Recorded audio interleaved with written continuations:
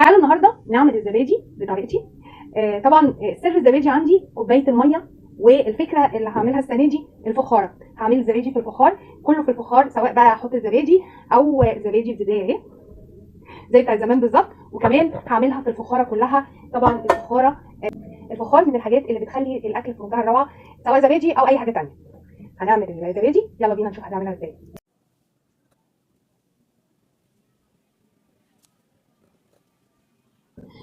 شايفين؟ عايزه اوريكم الزبادي اهي ازاي زي ما انتم شايفين كده اهي، جميله جدا اهي. عايزه اوريكم اهي كمان ما فيهاش ميه كمان. في كمان عاملاها انا كنت في كوبايات، عايزه اوريكم شكلها اهي اهي، شايفين؟